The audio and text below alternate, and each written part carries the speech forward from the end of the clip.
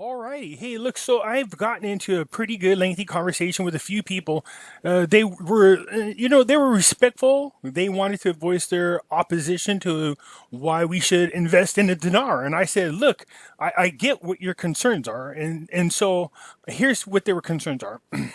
They said the currency is a scam, and I, of course, was able to prove to them that the currency is not a scam. It can't be a scam, the currency itself. I can take my dinar, go into Iraq, and use it to buy things. So the currency itself is not a scam. Now, we all know that people have taken the currency itself, Iraq dinar, and they have committed scams with this currency. That's why you got to be careful. We know that there are gurus out there using this opportunity to push everybody into Patreon with their so-called special military intel or their CBI insider. Yeah, I've made videos discussing that before. But here's my thing. There's a huge difference between whether this currency is a real scam or if the people are using it as a scam. If they're saying, hey, God wants you to do this and to come into my Patreon group and we're going to save souls, you can afford $5 a week. And yes, I've seen him do that. Okay, that's just really, it's just gross. Okay, it's don't mislead people that way. There are a lot of people who are very faith-based people and they believe in this, and so the fact that other people would take advantage of that is sickening to me. Okay, so anyways, look, I was trying to explain because what they said was this. Well, you never see anybody on normal mainstream talk about investing in this, and I go, yeah, they have. There's been a couple of occasions. There's lots of videos out there, and I shared a couple with them. And they said, we weren't aware of this. So I go, well, it just depends on how long you've been in this investment. You might have or might not have. So I thought to myself, I'm just going to take those same two videos that I showed them, and I want to share them with you guys so you could see that, yes, there was a lot of encouragement back in the day of people buying the Iraqi dinar, not just investing in mutual funds, but actually and literally buying the dinar. Okay, so here's the thing. I'm going to show you two videos. And the second video covers another area that I talk a lot about, and I like it a lot. And I'm happy to share it with you because I want you to listen to closely what this guy says before he starts talking about the dinar around the 7-minute mark. He will talk first about gold and silver, okay? And where our economy is heading and why you should invest in it. And I support what he says 150%, okay? So it's real important. So let me just share these videos with you. I'm just going to let them go back to back, all right? So you guys could just hear for yourself that, yeah, there was encouragement for them back in the day. All right, as we get ready for Jim Cramer, we did just want to go through the answer to a question a lot of our viewers have had. Some of you talking about Iraq, maybe a company or a private equity investor looking to invest. Others of you actually looking to invest in stocks. There are a few ways to do that. All of them are still small. These are not recommendations, but Babylon is one potential fund. We'll put these up. Northern Gulf Partners also will be launching a mutual fund type security over the next 3 weeks. And there are other ways to trade, for example, through Auerbach Grayson, which we mentioned yesterday. So you can see those right there. So there's a broker, a fund coming there, and then also a fund in Babylon fund. Again, to emphasize, they are small, but they are starting. Now let's bring in Jim Cramer. Jim, I know obviously you're not recommending any of those, but you had a different take on Iraq today and how you might play it. Well, one of the things that one of our viewers, I mean, we've usually got great viewers on Mad Money, is saying to buy the dinar. Now, I am not sure exactly how you can buy the dinar in bulk in this country. But I got to tell you, Aaron, I have requests every day from people who want to own the currency of the country. And you know what? I'm always in favor of owning the currency as a play. So you see, it's not that they're talking about mutual funds or companies. They're talking about the actual currency itself. And yes, I know a lot of you guys are going to go, because this is what you guys do. I show you a video and go, well, it's old. It doesn't make a difference how old the video is. The point is, and these ones are not that old, to be honest with you. I mean, they're a few years old, don't get me wrong. But the point is, pay attention to what the whole point of these videos are. And that is, they're encouraging people, like I said. You were encouraged. This is NBC. Okay, Jim Cramer is not a small fry. This guy has a pretty good following. And he's encouraging people to buy into the dinar, all right? Okay, so we'll go more into it. Just pay attention. Jim, I'm looking for my dinars. I have some. That's why I'm making all kinds of scurrying noise. Here's my dinars. I got them. Well, you know, look, Come from the Trade Bank of Iraq, the only ATM in the country. Look, this is a country that's resource-based, which is a little bit like Australia, frankly, that obviously has tremendous aid by the U.S., but could be very self-sufficient with all these oil companies that we've been talking about that are exploring, they're about to explore there. And so I told my viewer, look, I can't fight it. I would like to know how best to get it, and it would really be great if these guys set up these ETFs all the time. How about an ETF to play the dinar? That would really be the best way to go. You know, it's amazing, Jim, because I have to say the mood here is incredibly enthusiastic, and there are more than 1,000 people here. It's literally jam-packed. You have to kind of slither your way through. That's how many people are here. Hundreds of people were turned away, and everybody's talking about that point, an ETF. Would there be a way to set up an ETF that could track sort of either Iraq or the dinar or even, post-conflict investing? My take is that your conference and your reporting is going to make it happen. I don't think until this reporting, frankly, we even knew about this. I think people felt that this was not a capitalist country. I know initially we had this idea that there was a bourse, then it dropped off the face of the earth. But I know my viewers are desperate to play Iraq, and I believe that any one of these many ETF companies, the one that sets it up first, is going to get a lot of dollars in it, because people in this country do believe that there is a major oil-based recovery that could last multiple years. Well, Jim, one final point on that is just, what General Petraeus said. He said, when I asked him what was the return on investment for Iraq, given the money and the lives and the, truly the lives that this country has sacrificed. And his point is, I hope history will judge it as having a good return on investment. But with all of that sacrifice, the only way to really have the return would be for people to invest, regular people. Okay, so they're going to start now. They're going to get away from the Iraqi dinar, start talking about the heavy equipment company CAT. So I'm just going to fast forward to the next video.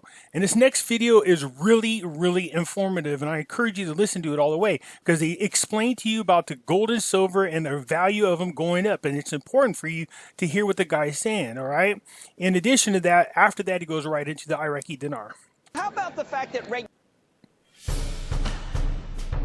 House Live, I'm Bridget Anderson, and I'm joined by Greg McCoach, who is Redwood, the mining speculator and president of Amerigold. Nice to see you again, Greg. Oh, glad to be here always. Let's start off. You've got some more extreme views than others, so I want to start off there and talk about what you're seeing as a bit of a doomsday scenario, so an impending financial collapse. Talk to me about some of the evidence you see for that.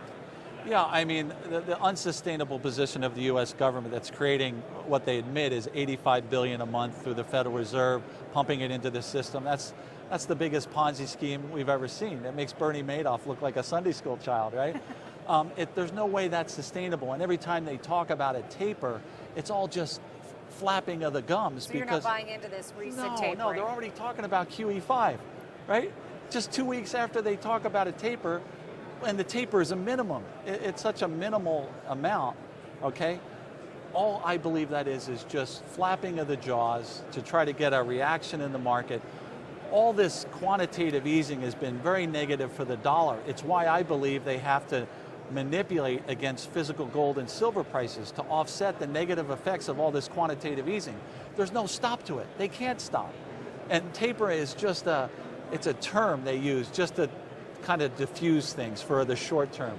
In the longer picture, it's got to be QE to infinity, and QE5 is coming, I believe, very soon. Well, what do you see happening with the U.S. economy then? You look at some of the indicators, and they are starting to get a bit more positive, and so some would say that there is, real recovery there. Do you see that? No, I don't see that. I think that's all smoke and mirrors. The data that's coming out of the U.S. government, in my opinion, is fraudulent. They skew things. It's disinformation to keep the masses in a dumbed down state to not understand what's happening. There's just, it's scripted news that's positioned to keep the public from understanding really what's happening. So then how does an investor approach this kind of information? How do they factor that in when they're making their investment decisions? It's terribly difficult, The rug can get pulled out from under you at any moment, all right? The shrewdest people I know.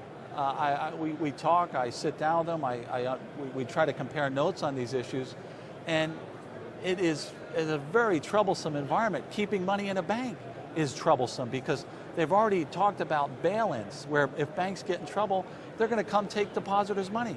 You got banks in the U.S., they're talking about charging interest for depositors' money. Okay, for those of you who have not seen this yet, I want you to, if you can, go back through my videos.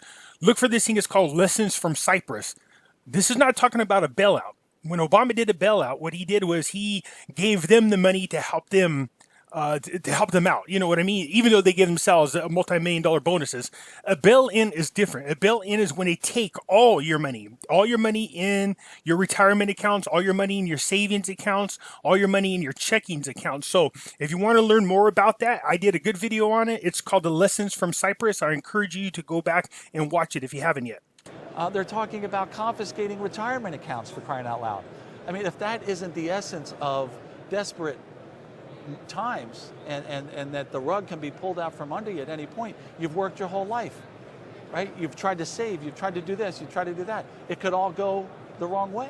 Yet investors here in Vancouver at the show they're seeing a mood has been a bit of a change in mood, I would say. Well, I mean, we've been brutalized in this industry, right? I've been doing this, I've been writing my newsletter for 14 years. We've had ups and downs. I expect corrections, but this was beyond what I expected. This was a meltdown of epic proportions, right? We've had our heads handed to us, but at the show here, this is great. This is good to see that the value investors are starting to come into the aisles. They're looking for value. I think that's a sign that we've bottomed. Not that we're going to take off anytime soon, but it's at least a good sign that, you know, our market always goes in cycles. Well, do you think there's more consolidation to come in this space? Yeah, absolutely. There's a lot of these juniors that have held on by their fingernails that don't offer any value. So to create value, I think there's a lot of these companies like this that need to combine to try to group their resources and talent or assets that they do have to try to create something of value that investors would be interested in. There's a lot of companies that are just hanging on and they just need to go the way of the dodo or combine for a better value.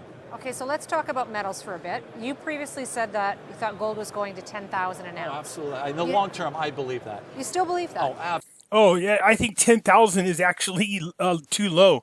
And let me explain why. How they determine, when we go into the gold standard, how they determine the value of gold and silver is they take the world debt divided by the amount of gold that has been mined. Okay, and we all know that the debt that's being reported to citizens is a lie. And I will do a video, and I've done it already before, but I'm going to show you again, because I'll do a one on golden video, but I'm going to show you what we're really looking at, and this is what you can't anticipate. This is why people now are going, look, I got like $3,000, should I buy the IQD, or should I buy the Dong? And they already have plenty of both. Look, you can just find your goal, whatever you want to invest in as far as the Iraqi Dinar, as far as the Dong is concerned. But right now, I'm encouraging a lot of people to switch over to gold and silver. Gold is a little costly, but it's nothing compared to where it's going to be. All right? And I'll explain why you might think about silver more than you would gold. Absolutely. Absolutely. It'll go higher than that. I'm being conservative when I say that. But that could be years away. Okay? We don't know what we're going to have to go through before that. And that could be 5 years away still. But what I'm saying is that it's in my view, it's almost unavoidable because the situation as it stands worldwide with all these devaluing fiat currencies, it's all going to implode. When it implodes, gold and silver are going to be viewed as the ultimate form of money, and it'll drive those metals to these levels that people can't even understand now. But in the interim, you know, people criticize me for saying gold's going to 10,000. Well, in the short term, gold could still go down another 10%. I'm fully aware of that. I'm going to explain it to you guys. I'm going to show you what he's talking about. And I'm going to show you how he came up with that number and prove to you that this guy's right. Okay, but I'm not worried about it because I know in the bigger picture, in the longer term, and it could happen at any moment or it could still be 5 years away, once the system implodes, gold and silver are going to these higher levels. Well, and how much is it tied to global demand as well? Well, global demand is based on what's going on. As long as it looks to the general public that everything's okay, things can keep going the way they're going for an indefinite period of time. Sooner or later, though, there's going to be something. I don't know what it's going to be. It's going to be some straw that finally breaks the camel's back, where all this shrewd, clever way of, you know, manipulating things, or manipulating is a bad word. I don't like to use manipulation.